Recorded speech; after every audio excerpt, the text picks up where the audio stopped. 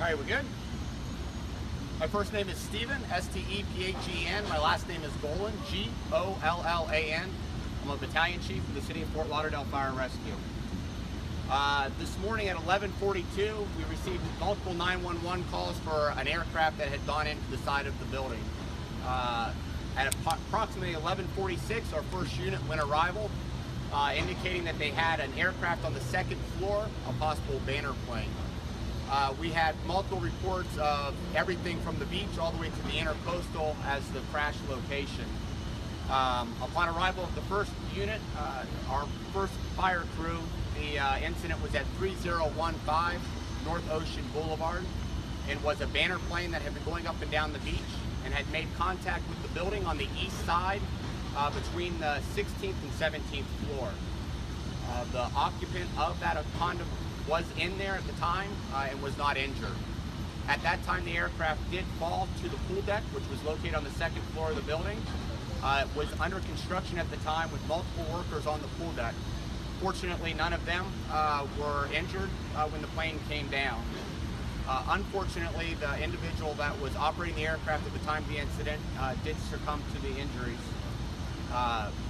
At this time, we have the building evacuated. It's being evaluated for the structural integrity.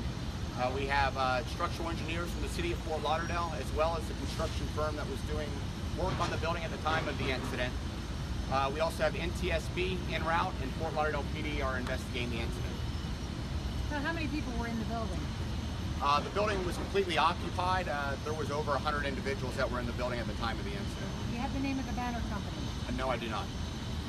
We know what happened with the plane. Some people were saying that the banner might have gotten stuck and got tangled up for some reason. That would all be under the NTSB investigation. They have released a preliminary statement, but I cannot comment on that at this time. Some people have said the plane was going low. Do you know if he was having any kind of issue that he had reported? No, once again, that'll be all NTSB and nothing that we can comment on. I can only comment on the actions of Fort Lauderdale Fire Rescue upon their arrival on the scene. So no other. I don't have any information on him at all at this time. How long will anyone be shut down for? Into the evening until the investigation is complete. So I would say at least till 5, 6 o'clock this evening. Does that involve removing the plane debris, etc., or is Now that'll be up to NTSB. Once they finish their investigation, then they'll work to remove the plane. So the road could open before that's removed? We will try to open the road from the City of Fort Lauderdale as soon as we possibly can to minimize the impact to the surrounding businesses and residents. However, at this time, we don't know how long that's going to take. Were you able to get him out of the plane, or was he pronounced while still in the plane? He has been extricated from the plane. When you all arrived, can you walk us through that? Was there an opportunity to try to save him? Was he already deceased when you guys got here? Upon our arrivals, the crews made their way up to the second floor, evacuated the individuals that were in the immediate area to safety, and made their way to the airplane. We immediately, en route, had called a technical rescue response, which alerted our team and also the team from Broward County Sheriff's Office that were also en route to the scene. Once they made contact with the individual that was in the airplane, they were able to free him and extricate him from the aircraft. And once they removed him from the aircraft, the paramedics on scene determined that his injuries were not compatible with life and pronounced him deceased at that time. Is there any fuel still up there? There is fuel. They put a foam blanket down to mitigate any possible hazards that might be there, and we're working on a resolution to get the fuel off of the deck of the building. Do you have any idea how long the plane was along the beach before this happened? No, sir, that would be an NTSB question. Did the plane go through the roof? The plane made contact on between the 15th, 16th floor area there, then fell down. It is not through the roof. The building was under construction, being remodeled at the time. So there's a lot of construction debris in that general area, but it did fall between the building and where the swimming pool would have been.